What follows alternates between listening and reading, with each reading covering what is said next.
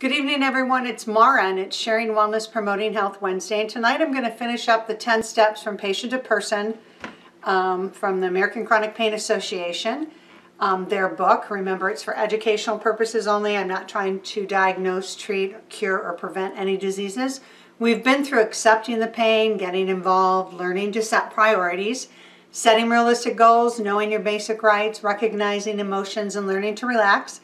And we're going to finish it up tonight with exercise, looking at yourself as the total picture, and reaching out. So no matter what's wrong with us, even though we're in pain, it's still beneficial to exercise. So exercise produces like feel-good endorphins. It helps with our stress. It helps with our sleep.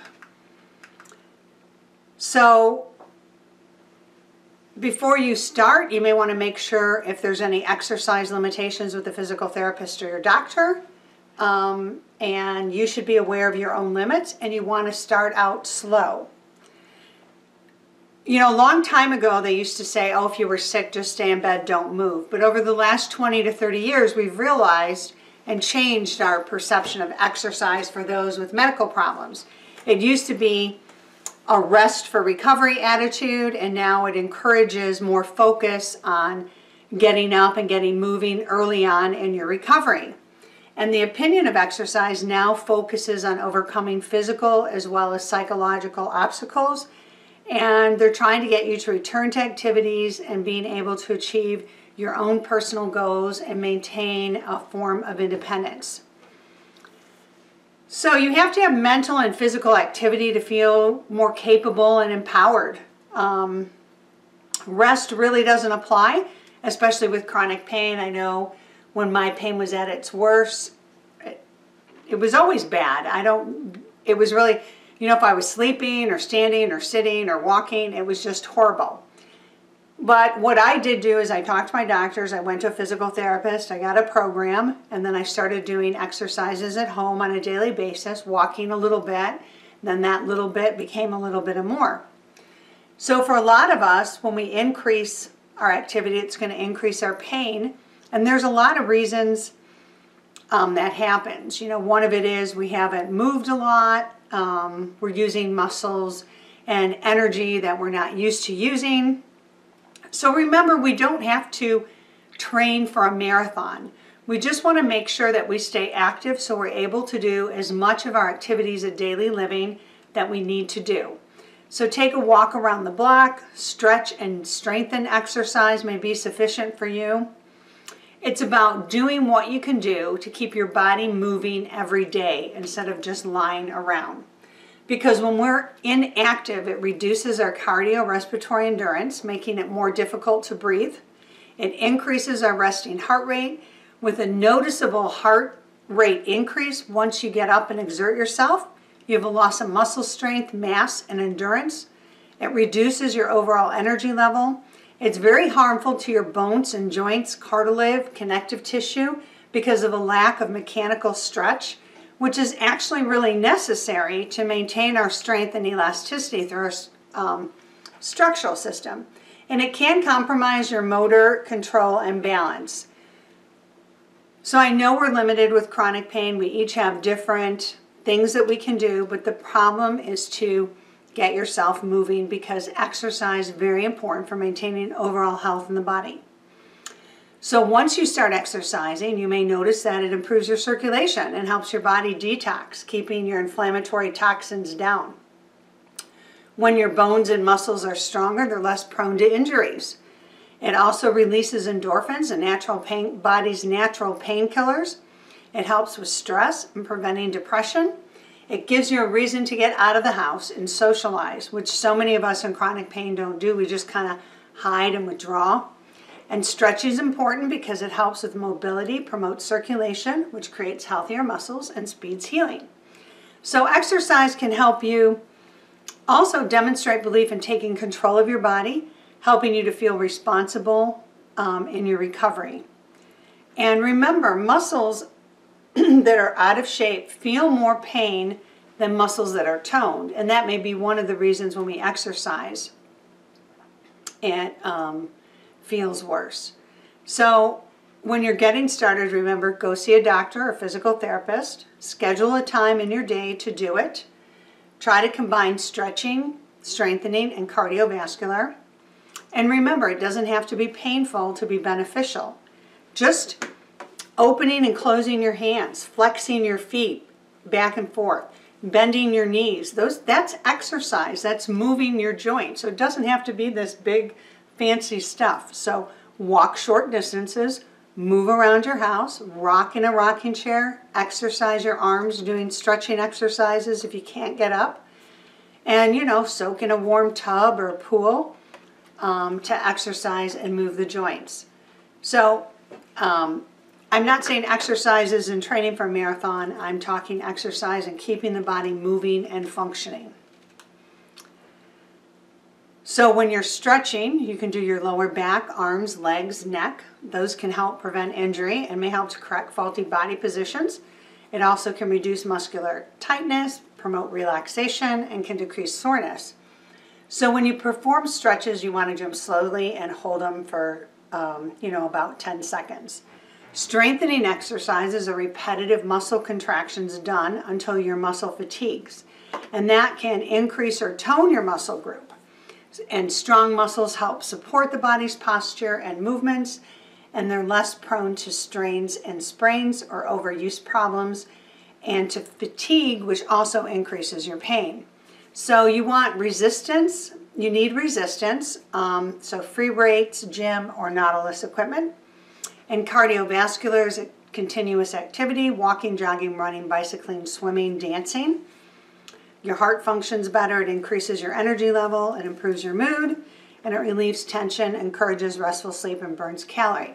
What's most important with this is that you do what you're comfortable with. And then I kind of wanted to talk about the only one who gets to decide what we're worth is ourself. So we're all worth something, and we're all really important, and no matter what we can do, how much or how little we think we're doing, it's better than doing nothing at all. The other thing that really impacts our health is sleep. And those of us living with chronic pain know how much our sleep is impacted. For most of us, there's insomnia, which comes and goes, especially when dealing with stress from daily activities, a recent move, starting a new job, becoming a caregiver, changes in your personal life. For many, though, with certain medical problems, such as chronic pain, anxiety, and depression, as well as heart failure, insomnia can become a chronic, continual problem. So the first thing to do is figure out how much sleep works for you. Some people say 5 or 6 hour works for them. I'm a 7, 8, or 9 hour person. So we're all slightly different, but determine what works for you when you feel your best. Sometimes we're going to need medications to help us sleep, and some sleep medications can actually cause more problems. So I'm just going to give you some natural things you can do to help you get a better night's rest. So exercise actually can promote deep sleep. Even though you may not increase the hours you sleep, you can increase the depth of your sleep. It's best to follow some type of a schedule, get up and go to bed at the same time each day. Try to avoid naps because they can sometimes lead to not sleeping at night. And then I like to avoid stimulants, sugar, caffeine, definitely after 2 or 3 p.m. in the afternoon, because those will definitely impact your sleep. And, don't fight sleep. I usually lay in bed 30 minutes max. If I can't fall asleep, I get up and I read, I do something on the computer, I do something else, instead of laying there aggravated that I can't sleep. And remember, your bedroom's to sleep. It's not a second office. It's not a place to watch TV. So your bedroom's your sleep room. So the other item needed for healthy living is your diet. So when we're looking at the total picture here, we're looking at exercise, sleep, and our diet, because how we take care of ourselves, our self-care, is going to impact our health. So we need to be aware of the types of food we're eating. So carbohydrates are the chief energy source of the body. However, what type of carbohydrate you eat definitely matters. So you want to make sure that you're eating whole grains, if you can eat grains, that are complex, which means they contain more fiber, so you feel fuller longer, and they give your body more energy over a longer period of time. Simple sugars like candy, cookie, cakes, and pies, those break down and go to energy really, really quick. If you don't use them, they go right to fat. And we don't want to do that. Protein is found in every cell of our body, and it supplies antibody to help our body fight infection. It builds and repairs our tissues, and it also provides energy. And protein is the next source of energy used after carbohydrates and fats. So you want to make sure we're eating lean proteins. They can be plant or animal based, whatever your preference is, and you don't want to overeat them. So portion the size of the palm of your hands enough. And fat is actually the most concentrated form of energy in the body and in food, and it protects our body against low temperatures. It cushions and surrounds our vital organs. It also helps transport the fat vitamins like A, D, E, and K. And if you eat too much fat, your body will store it as adipose tissue, which can lead to obesity, high blood pressure, diabetes, and heart disease. And when I say too much fat, I'm talking about excess carbs and unhealthy fats that are trans fats and everything. We also need lots of minerals. Our body uses minerals to perform metabolic functions. So there's two types of minerals: major minerals like calcium, phosphorus, sodium, potassium, chloride, sulfur, magnesium. And then there's trace minerals, which you just need a little bit of, like fluoride, iron, zinc, iodine, and copper. Vitamins are also needed for our growth and maintenance of the body. We have to get them in our food, and they're fat or water soluble, and they're absorbed and transported where they're needed by the body. Fat soluble vitamins taken in excess are actually stored in your body, while water soluble vitamins are excreted out. In order for our bodies to use vitamins and minerals, we need enzymes. And when we eat processed and cooked foods, we tend to destroy the enzymes that were once in them. So if you're eating a lot of processed foods, start eating more fruits and vegetables and whole grains and food in more of the form that it was created. We also need a lot of water. Our body's 60 to 70% water, and it's present in every cell of our body. And if we don't have water, the transportation system of the body becomes sluggish, and we're not able to get the nutrients to our cells and the wastes away from our cells. So our blood circulation, control of our body temperature, excretion of weights, and maintenance of our electrolytes are all affected if we don't have enough water. So I hope that kind of gives you a picture of why what we eat is so important. So I wanted to give you some tips for what you can do to improve your diet. So you want to eat a variety of greens, fruits, and veggies. Try to focus on the color of the rainbow. Limit processed foods and simple carbohydrates like candy, cookie, cakes, and pies, as well as many boxed foods lacking fiber. And eat whole grains and whole fruits. Eat healthier fats like nuts, fats found in fish, and avoid saturated fats, so start checking the labels on your food. Make sure you eat lean sources of protein, lean meats, chicken, turkey, eggs. Drink alcohol in moderation and avoid excessive salt. Try to maintain a healthy weight, and make sure you're drinking 6 to 8 glasses of water a day. So you can become, even though you're in chronic pain, you can become a new healthy self. You can discover it. Your sleep, your diet, your exercise, your social interactions, and your emotions all impact your pain. And we discussed in earlier videos how to improve on each of these items. So earlier we even talked about accepting our pain, getting involved in our own recovery, and setting individual priorities and goals. So all of these things can be used to help motivate you to implement change in your life so you can become a healthier version of yourself. It's also really important to remember through this whole process these 10 steps to reach out.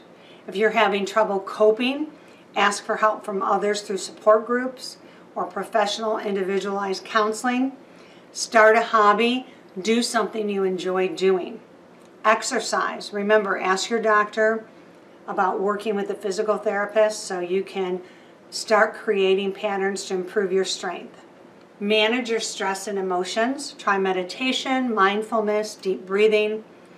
Check out the Mediterranean diet or an anti-inflammatory diet to help reduce the toxicity and pain, maybe in a dietary fashion. And start creating a routine if you don't currently have one. We talked about that when we addressed some sleep problems. So focus on eating 3 meals a day, focus on doing some sort of physical activity every day, focus on going to bed and getting up at the same time every day. And as you develop routines, you'll improve how you feel. So in 2022, next year, for me personally, and I think for everybody with everything that's gone on in the world, with the pandemic and everything else, I think that we all need to focus on how we can be our best you know, how we can be stronger, how we can feel better, how we can be happier, how we can do all these things. So next year, I'm going to pick a topic about alternative treatments for chronic pain, and so we can learn about them and see if those are things we want to try. Also, it's really important as we're doing this that you maintain a healthy lifestyle, drinking water, eating good food, managing your stress, getting sleep, because that's going to be talked about throughout the year as well. So thanks for watching, and have a happy New Year, and be safe.